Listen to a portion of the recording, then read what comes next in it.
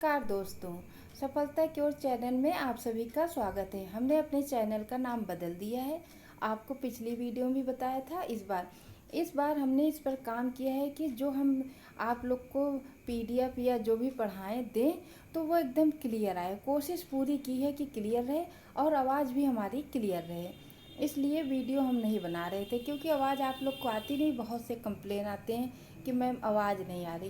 तो अब पूरी कोशिश मैं कर रही हूँ कि आवाज़ आप तक सही से पहुँचे। अगर आवाज़ क्लियर रहेगी तब वीडियो लगातार हम डालते रहेंगे। और आप लोग हमारे चैनल से जुड़िए, हमारे वीडियो को शुरू से लेकर आखिरी तक ज़रूर देखा करिए, उसे लाइक शेयर सब्सक्राइब किया करिए। आइए शुरू करते हैं। ये सब जो हम पढ़ा रहे हैं पढ़ते चलिए, ज़रूर से ज़रूर आपको अपने पेपर में देखने की संभावना है, ऐसा मेरा प्रयास है। ठीक है, तो चलो देखते हैं स्कूल किस किस तरह से बच्चे अपने यहाँ पहुँचते हैं। तो ये जैसे ये बच्चे ईंटें रख के दिखा रहे हैं, कुछ ईंटें लो, इन्हें किसी खुली जगह पर सीधी लाइन में रखो जैसे चित्र में दिखाया गया है। अब इन पर चलने की कोशिश करो। क्या यह आसान लगा? हाँ, अपनी टीचर की मदद से 4-5 बांसों को बांधकर एक छोटा सा पुल बनाओ, उस पर चलो। चलकर देखो तुम्हें कैसा लगा।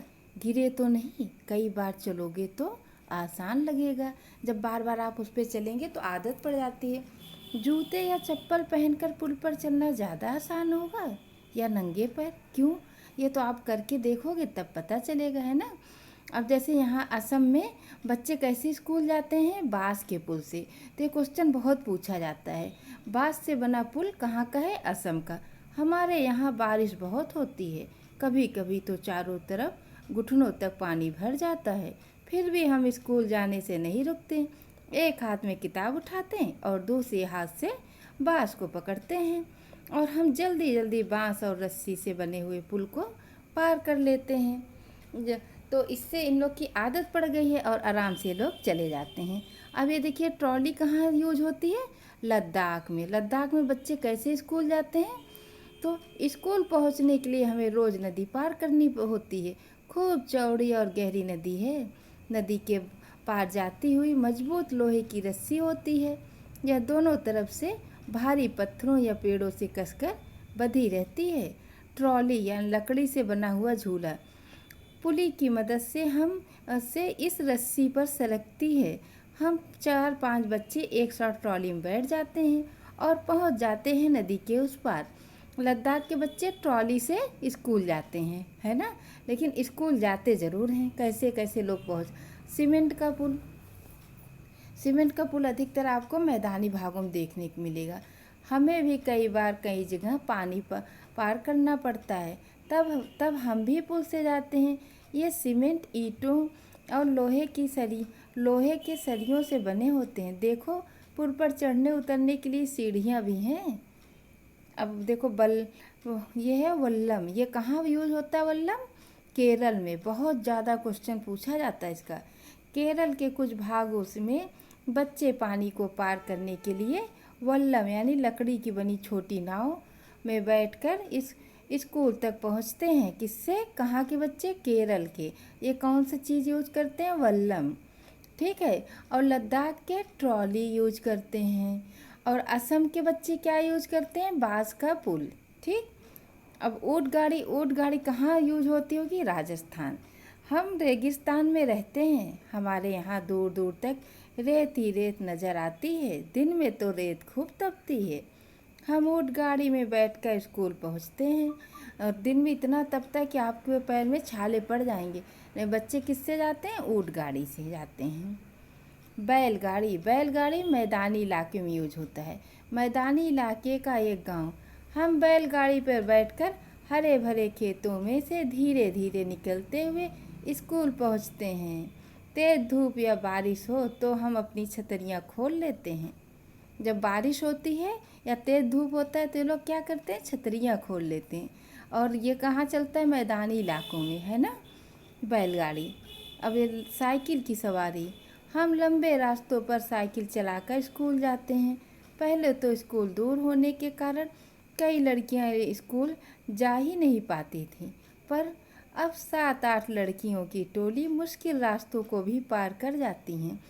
पहले मतलब लोग डरते थे कि लड़कियों को दूर कैसे भेजें, लेकिन जब इनका ग्रुप बन गया तो सब लोग आराम से साइकिल से स्कूल जाती हैं। जंगल से जाते बच्चे, कुछ बच्चे जंगलों से जाते हैं। स्कूल पहुंचने के लिए हमें घने जंगल से निकलना पड़ता है। कहीं कहीं जंगल इतना घना होता है कि दिन में भी रात जैसा लगता है। उस सन्नाटे में कई पक्षियों और जानवरों की आवाज़ सुनाई देती है, तो डर लगता होगा। फिर भी बच्चे स्कूल जाते ज़रूर हैं जंगल को पार करके, और इतने सारे हैं तो डर कम लगता है। अब ये कहाँ बर्फ़ पर चलते हैं, उत्तर की पहाड़ियाँ हैं और बर्फ़ ऐसी होती है कि कहाँ क्या है पता ही नहीं चलता, और पैर इतने ठंडे हो जाते हैं कि अगर अंदर घुस गया तो आपको लगेगा कि पैर है ही नहीं। तो ये लोग एक दूसरे का हाथ पकड़े रहते हैं, जिससे हाथ न छूटे और एक दूसरे को मतलब एक दूसरे की मदद की जा सके। देखो हम कैसे स्कूल पहुँचते हैं।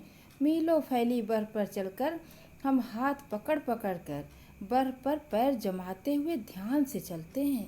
ताज़ी बर्फ़ में पैर धंस जाते हैं, अगर बर्फ़ जमी हुई हो तो फिसल भी सकते हैं। बहुत खतरनाक होता है बर्फ़। हाँ, फिर भी ये लोग इस तरह से स्कूल जाते हैं। ऊबड़ खाबड़ पथरीले रास्ते, ये कहाँ पे होगा? उत्तराखंड। यहाँ बच्चे कैसे जाते हैं स्कूल? हम पहाड़ी इलाकों में रहते हैं, यहाँ दूर दूर तक ऊबड़ खाबड़ पथरीले रास्ते हैं। मैदानों या शहरों में रहने वाले बच्चों को भले ही मुश्किल लगे, हम तो भागते हुए पहाड़ी रास्ते पार कर जाते हैं। हम लोग को अगर इस पर चढ़ना हो तो थक जाएंगे, लेकिन इन लोग की आदत पड़ी हुई है तो ये लोग आराम से चले जाते हैं। तो ऊबड़ खाबड़ पथरीले रास्ते कहाँ पे है? उत्तराखंड। और बर्फीले रास्ते कहाँ पे है? उत्तर की पहाड़ियों पे। ठीक, अब देखिए अध्यापक के लिए कुछ स्कूल पहुंचने के लिए बच्चों द्वारा प्रयोग किए जाने वाले विभिन्न साधनों पर चर्चा करें। संभावित खतरों को पहचानने और सुरक्षा पक्षों पर चर्चा करें। पर्यावरण को नुकसान न पहुंचाने वाले यातायात के साधनों पर भी चर्चा करें, जिससे बच्चों में क्या बना रहे? संवेदना, और हर चीज़ को किस तरह यूज करना चाहिए, इससे वो ये सीख पाएंगे। इसीलिए इन सब चीज़ों पर चर्चा करना चाहिए कि पर्यावरण का नुकसान नहीं करेंगे। पर्यावरण का नुकसान करेंगे तो हमारा ही नुकसान है ना। फिर अध्यापक के लिए पाठ में इस तरह के संदर्भ देने का उद्देश्य स्कूलों में सजा देने की प्रवृत्ति को रोकना है। कक्षा में इस मुद्दे पर संवेदनशीलता से बातचीत करें। बच्चों को आत्मअनुशासन के लिए प्रोत्साहित करें। मतलब इस तरह शिक्षा दें कि बच्चे आत्मअनुशासन, खुद से अनुशासित रहने लगें, ऐसा सीख जाएं। ये नहीं कि उनको दंडे या उनको सज़ा देकर उनसे अनुशासन मनवाया जाए, ऐसा नहीं। इस तरह से आप बात करिए, इस तरह से उनको शिक्षा दीजिए, इस तरह से उनको प्रेरित करिए कि खुद से अनुशासित रहें। ठीक है, आज के लिए इतना ही। अगली क्लास में फिर मिलेंगे हम।